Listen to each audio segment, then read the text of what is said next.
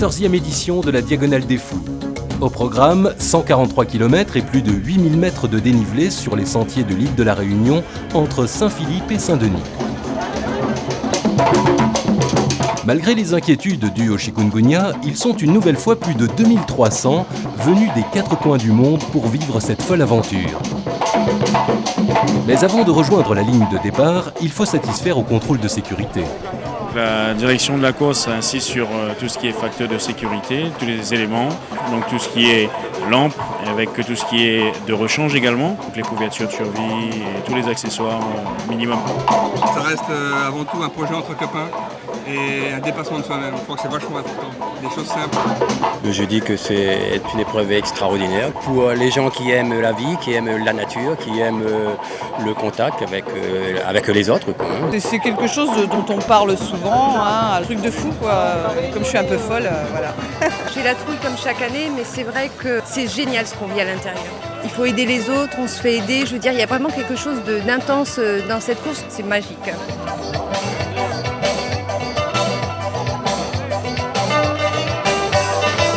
Au milieu de l'immense foule qui se presse dans la nuit tropicale, sur l'aire de départ, on trouve les plus grands spécialistes mondiaux de la course nature, venus tenter de bousculer la suprématie réunionnaise.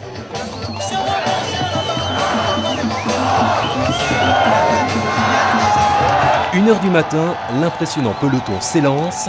C'est parti pour la grande traversée.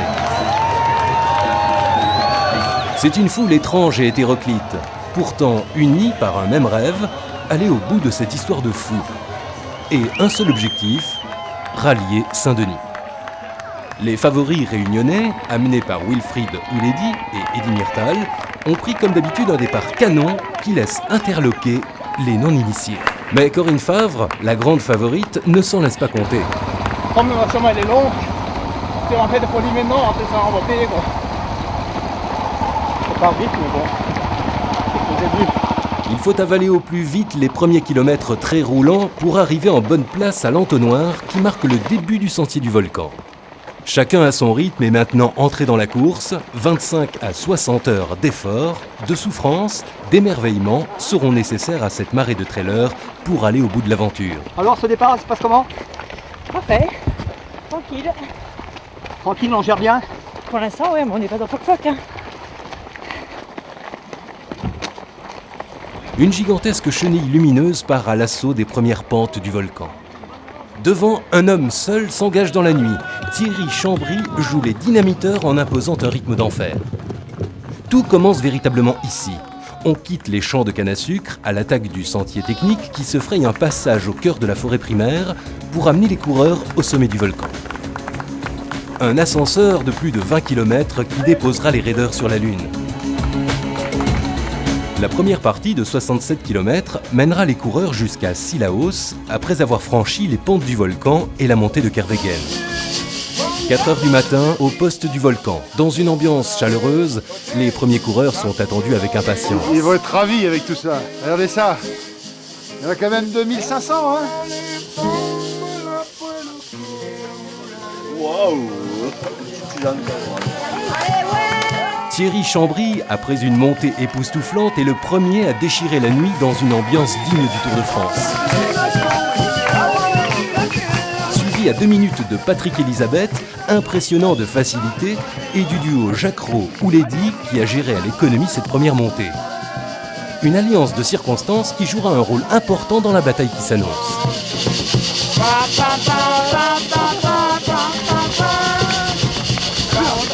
Très court répit pour Patrick Elisabeth et Ouledi qui s'en repartent à vive allure vers la plaine des Sables.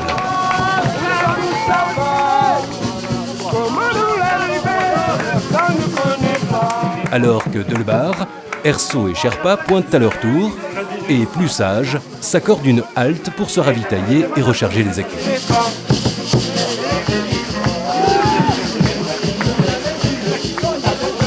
Pour l'instant, on peut pas dire que ça se passe mal, mais pourvu que ça dure. Mais bon, c'est de finir avant tout. Les pentes de la fournaise n'ont pas bousculé les hiérarchies et tous les hommes forts pointent à leur tour. Vous avez l'air super frais. Vaut mieux parce qu'il reste environ vachement beaucoup de temps. Jusqu'au bout de la nuit s'enchaînent les arrivées et les départs à ce poste stratégique.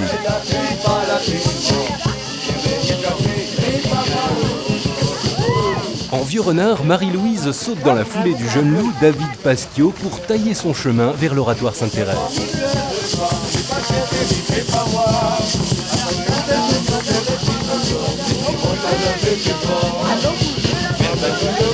C'est dans l'aube naissante que Corinne Favre, première féminine, pointe son nez au poste du volcan. Ça va. C'est bon.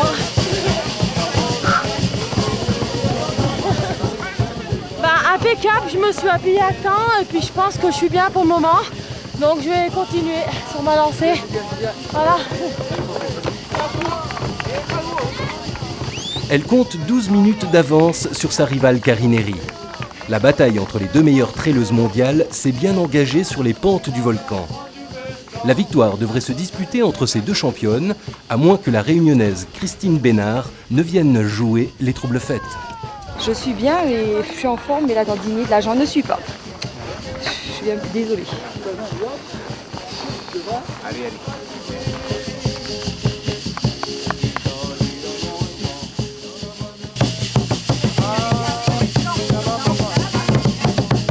Bien loin derrière la course effrénée des prétendants au titre, ils sont encore des centaines à fouler la lave noire dans le décor lunaire de l'enclos de la Fournaise, à la poursuite d'un rêve, d'un impossible pari, écrivant dans ce paysage exceptionnel la première partie de leur étonnant périple.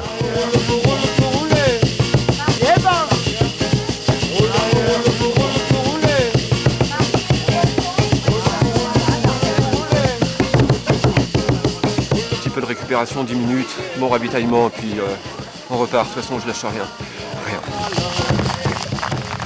Maintenant au grand jour et dans la verdure de Marabout, Patrick Elisabeth, toujours très efficace, pointe en tête au 50e kilomètre.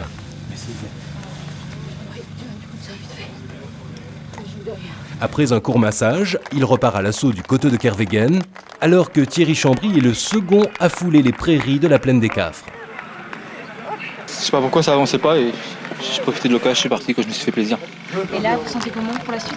Là, je vais ralentir un peu. Là. Quelques minutes plus tard se présente le tandem Jacquereau-Delbar. C'est une bonne allure. Pour la suite, comment vous allez faire là? Vous allez accélérer? J'ai accéléré pour lâcher Vincent. Mais je veux pas lui dire. Hein. Tiens le frontal. Tu veux un coup de bombe ou pas? Non, c'est bon, c'est bon. Non, non, faut tirer. Et je suis super média, À l'attaque de la montée de Kervegen, redoutée et souvent décisive, les favoris font monter la pression en accélérant subitement le rythme de la course.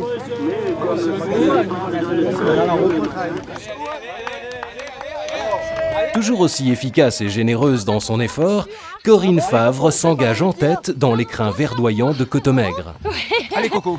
Bon, ça fait rien. Hein. T'es comment là? Bah bien, mais je sais pas combien j'ai d'écart. Alors, au volcan, t'avais 12 minutes. 12? Ouais. Bon, on verra. Écoute, hein, je vais faire mon truc. C'est avec ce même écart que Karine Herry pointe en seconde position à Marabout. Comme il y a deux championnes, j'aimerais voir mon temps derrière deux championnes comme ça. Donc je vais essayer de tenir. Mais si je m'arrête, bah, c'est parce que là, la tendinite ne suit pas. Sinon, ça va. Là-haut, à 2200 mètres, Vincent Delebarre a repris Patrick Elisabeth et plonge en tête dans la descente infernale vers Sillaos. Bravo. Wilfried, d'accord. Bien, bonjour Wilfried Ouledi. Wilfried a été... À quelques encablures, Ouledi passe en 3e position et ne s'attarde pas. Il y a combien de minutes devant là? Sur ses talons, Christophe Jacquereau gère son effort avec une maîtrise parfaite. Voilà, notre Suisse, c'est le numéro 1. Très calme, il prend le temps d'avaler une soupe avant de poursuivre. Première expérience sur le grand raid. Il a l'air cool, hein? En 4e et 5e position, Sherpa et Erso, faisant route ensemble, ont repris Chambry qui paye un peu ses efforts du volcan. Quelques kilomètres plus bas, Corinne, aux prises avec l'ascension du Cotomaigre, est toujours à l'attaque et a augmenté son avance. Karine Herry, qui a perdu un peu de terrain, mène une course très technique en gérant son écart sans relâcher la pression. Alors que la bataille fait rage à l'avant dans la forêt tropicale, le flot des raiders s'écoule à un rythme tranquille dans les écharpes de brume de la plaine des Sables.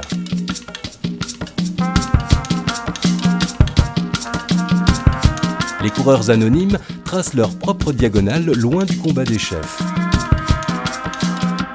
Ainsi s'écrit la légende du Grand Raid dans l'émerveillement de ce parcours unique. Je suis venu pour découvrir, voir le paysage, prendre mon temps, prendre mon pied et après le reste. Jusqu'à présent, je suis pas déçu. C'est vraiment magnifique.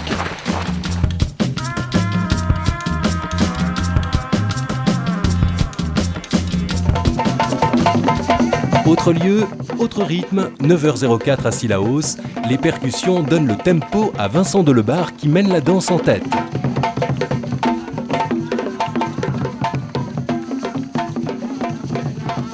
Vincent Delebarre, il vient juste de passer, donc il est passé à Cilaos à 9h03 et suivi de 30 secondes de Patrick Elisabeth. Donc les deux premiers sont arrivés, le troisième à ce qui paraît, il est à moins de 5 minutes.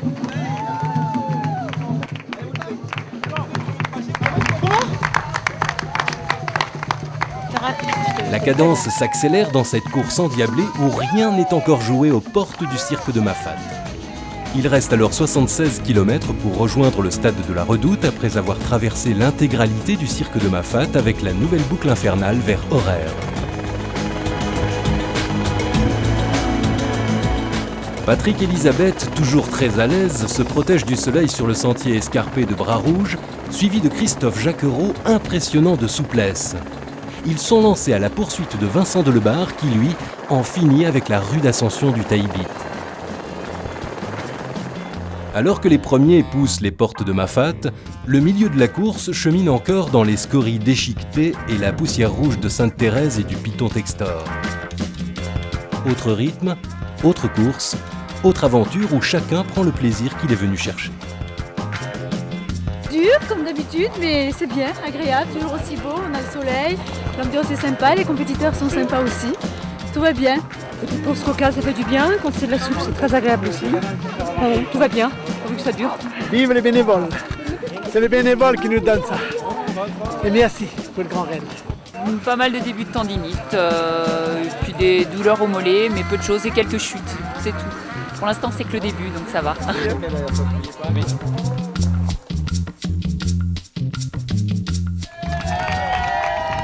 À Marla, premier poste du cirque de Mafate, Vincent Delebarre arrive sans surprise en tête avec plus de 15 minutes d'avance. Le pointage, n'oublie pas le pointage à droite. Mais il commence à souffrir un peu et à payer les efforts consentis dans la montée du Taïbit.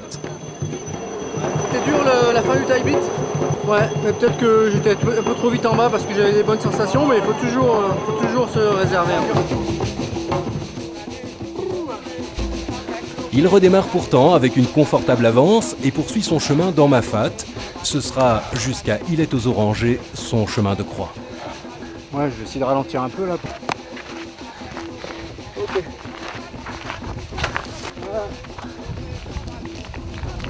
Christophe Jacquereau monte en puissance et pointe second après avoir parfaitement maîtrisé le Taïbit. Il entame son retour sur Vincent en fin tacticien.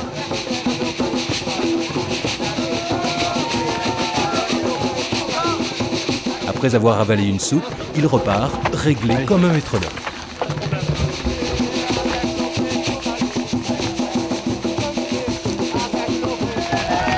Ouledi est là, bien sûr, à quelques longueurs de son acolyte. Il ne s'attarde pas et va bientôt rejoindre le coureur suisse. Ensemble, ils vont entamer une inexorable remontée sur l'homme de tête. Patrick Elisabeth, grand animateur du début de course, paye ses efforts matinaux alors que Thierry Chambry, lui aussi, lève le pied. J'avais trop l'envie. Ça me paraissait facile ce matin. Et je voulais pas me priver de ce plaisir. C'était grand quoi. Après 80 km de course, ceux qui ont su gérer leurs efforts peuvent récolter les fruits de la sagesse. C'est le cas de Thierry Técher et Nico Dijoux qui pointent leur nez dans le top 8 et poursuivent ensemble vers Roche-Plate.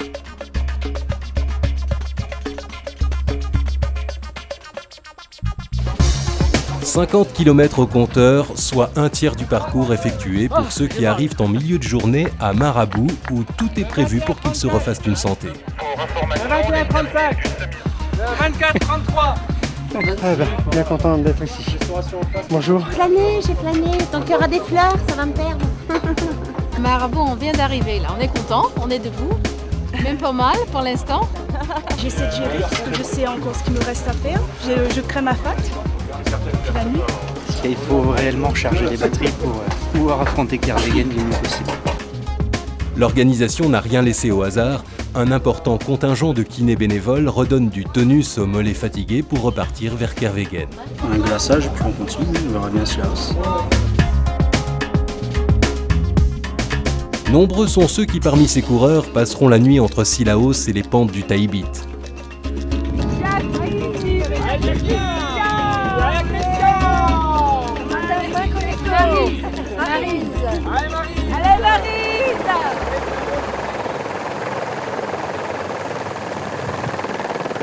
Après le passage de la Brèche au cœur de Mafat, la situation en tête de course a évolué. Vincent Delbar, toujours en tête, arrive aux Orangers très éprouvé, résistant mal à la terrible pression qu'exercent Ouledi et Jacques Rau, désormais indissociables compagnons de route. Les Orangers seront un tournant de la course avec la terrible défaillance du leader, contraint de prendre une douzaine de minutes de repos allongé. Il y a encore de la route à faire encore? C'est le tournant du Grand Raid. Ouais. Vous avez géré à deux? On va essayer. Si Jacques Rau me suit. Physiquement et moralement, ça va? Ouais, ça va, ouais. Les deux compères en profitent pour prendre la poudre d'escampette d'un pas léger et souple qui en dit long sur leur état de fraîcheur.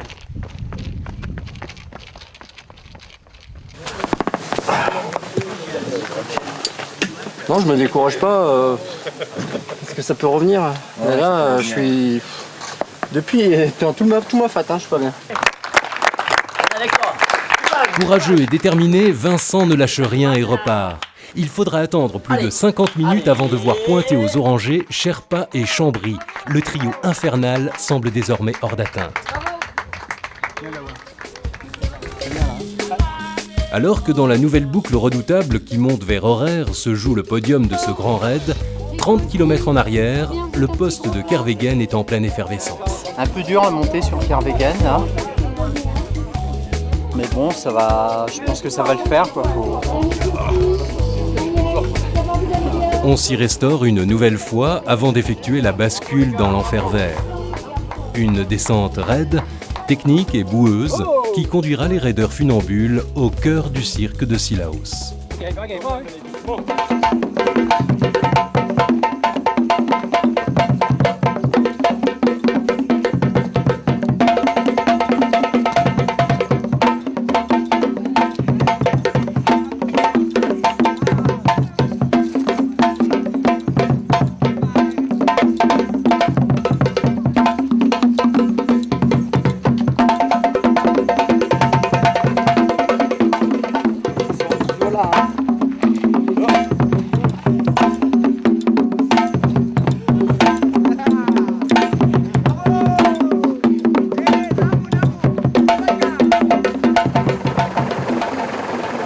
Là-bas, tout au fond de Mafat, à l'entrée du poste de Debras, au 116e kilomètre, deux hommes ensemble sont à la lutte pour la victoire.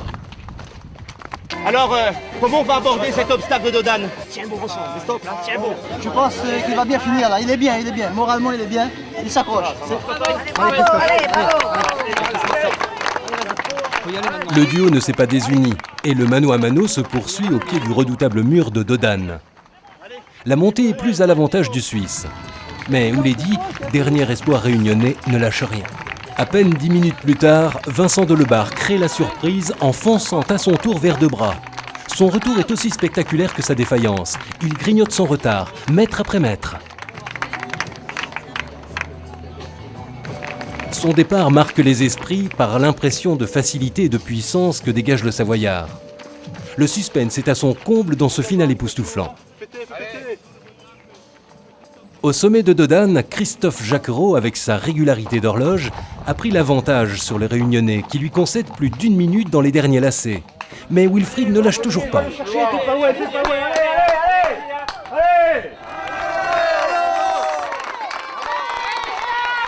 Alors que toute l'île se passionne pour ce combat des chefs, à un peu plus de 20 km du bonheur, Christophe Jacquereau, plus concentré que jamais, commence à y croire.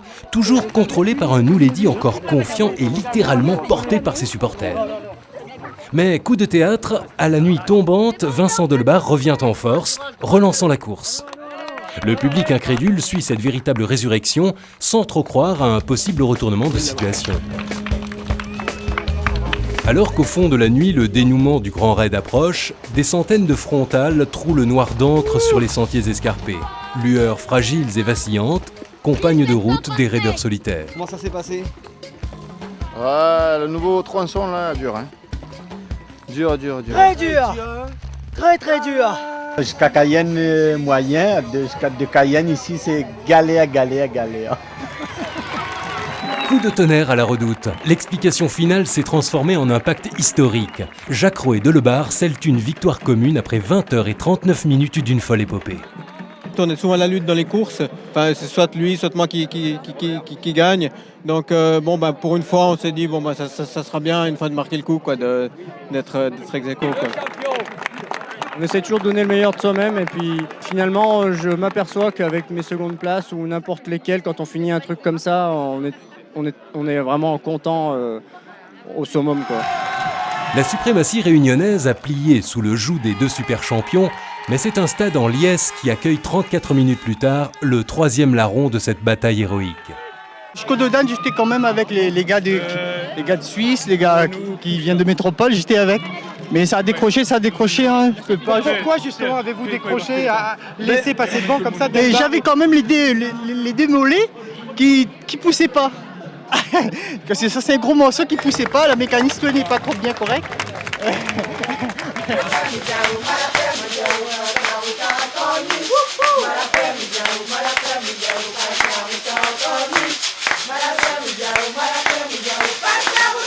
« 20h30 à deux bras, les filles se livrent toujours, à distance, une lutte sans merci. Corinne poursuit son forcing, toujours à l'attaque. Karine, derrière, gère les écarts. Je vais essayer de conserver cette place-là. Karine, bon courage.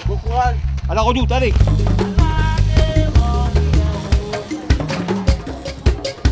Les bénévoles s'activent, l'équipe médicale soutient et soulage les organismes défaillants. Passer la nuit, c'est l'horreur. Parce que là, on a quand même 100 et quelques bornes dans les jambes, mais on s'en... Mais bon, on arrive, on boit, on mange et après on repart. Décidément riche en rebondissements, la 14e Diagonale des Fous livre le verdict de la bataille féminine et c'est Karine Herry, en embuscade depuis, qui remporte la victoire. Ah, c'est une belle récompense après l'UTMB et en venant un petit peu titiller Corinne sur son terrain et puis malgré l'absence de Marcel Puy qui aurait été vraiment de haute volée par rapport à la bataille du jour.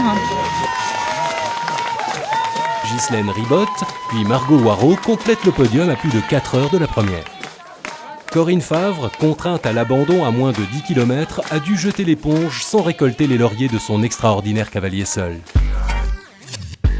Dur, très dur. On en fait à la Réunion, quoi. C'est que le Grand Raid maintenant porte bien son nom, Grand et Raid. À l'aube du deuxième jour, les raideurs sortent de la nuit, fourbus, sur la rivière aux galets et les sentiers de Mafat. Il faut y aller tout doucement, mais on s'en sort. On a encore un beau programme devant nous, donc il faut garder un petit peu de jus dans les pattes. J'ai pas d'objectif, pour moi c'est avancer, petit pas on va arriver. Plus de 30 heures de course se sont écoulées depuis ce départ, là-bas au sud de l'île. Des orangers à l'arrivée, ils sont encore plus de 900 à s'accrocher à leurs rêves. Pas à pas, ils iront au bout de leur diagonale. C'est génial, super bien, très bien. Très bien, très bonne ambiance, super. Mais c'est le 869. La galérée, mais elle arrive jusqu'au bout.